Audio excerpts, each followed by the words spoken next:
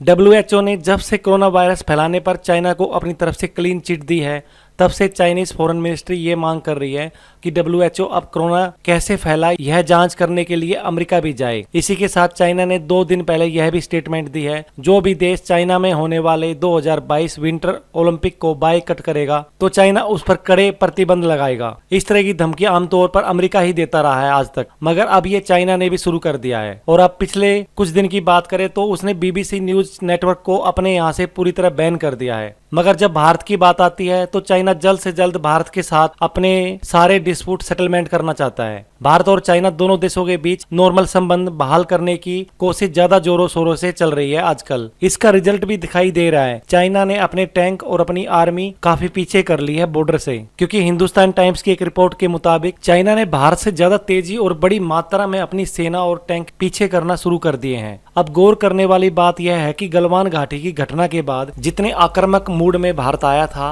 और कई Chinese app ban कर दिए थे, चाइनीज इन्वेस्टमेंट पर भी रोक लगा दी थी भारत ने। लेकिन दूसरी तरफ चाइना ने भारत के ना इंपोर्ट पे ना एक्सपोर्ट पे किसी तरह की रोक नहीं लगाई, क्योंकि चाइना जानता था अगर वो भारत के किसी सामान पर रोक लगाएगा भारत उससे ज्यादा रोक लगा देगा, और चाइना इतना बड़ा बाजार नहीं खोना चाहता था। गलवान घाटी की झड़प के और भारत की तरफ से ऐप बैन करने के बाद चाइना डिफेंसिव मोड में आ गया। लेकिन दूसरी तरफ रसिया, जो कि भारत और चाइना दोनों का ही करीबी माना जाता है, वो बड़ा ही मुखर होकर भारत को कोविड और दूसरे मुद्दों को लेकर घेर रहा था, जो कि बस चाइना का पक्ष लेने के लिए किया जा रहा था, क्योंकि दोनों जगह भारत चाइना को कंटेन करने की कोशिश कर रहा था। इसी के कारण भारत और रसिया दोनों ही देशों के बीच मनमुटाव भी आ गया था। लेकिन अब उसी रसिया ने चाइना को एक बड़ा झटका दे दिया है और उनकी सरकारी मीडिया ने यह दावा किया है कि गलवान घाटी की घटना में चाइना के 45 सैनिक मारे गए थे। जिस रसिया एजेंसी ने यह दावा किया है वह उनकी सरकारी एजेंसी है। जैसे हमारे यहाँ दूरदर्शन एजेंसी है, वैसे ही उनकी वो सरकारी एजेंसी है, और इन दोनों एजेंसियों की बड़ी रेपो है मार्केट में। जो रशियन एजेंसी ने बोला है वो ऑफिशियली रशियन गवर्नमेंट का स्टैंड है। जितने चाइनीज सैनिक मारे गए थे गलवान घाटी में, उतने ही भारत ने डिस्क्लोज किए थे, जो कि लगभग उसी के बराबर है जो रसिया एजेंसी ने अब बोला है। भारतीय न्यूज एजेंसी ANI और DD न्यूज ने यह क्लेम किया था कि गलवान घाटी घटना में 43 चाइनीज सैनिक मारे गए हैं, और रसिया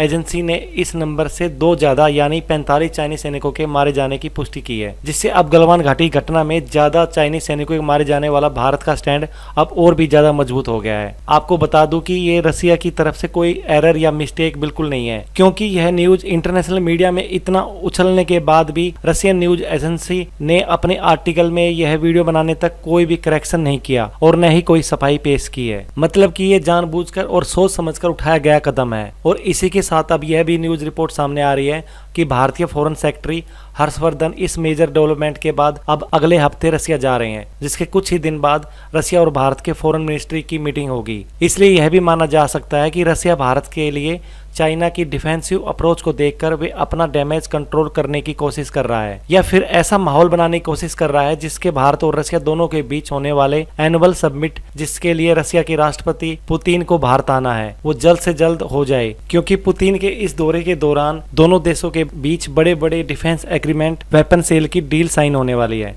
वैसे तो अंतर्राष्ट्रीय कूटनीति में कोई भी देश किसी का नहीं होता, लेकिन आप इन दोनों देशों में से यानी अमेरिका और रसिया किसको ज्यादा भरोसेमंद मानते हैं? नीचे कमेंट्स करके अपनी राय जरूर बताएं। अगर आपने हमारा चैनल सब्सक्राइब नहीं किया तो सब्सक्राइब जरूर कर लें, साथ में बेल आइकॉन का बटन भी दबाएं। जय हिंद, जय भारत।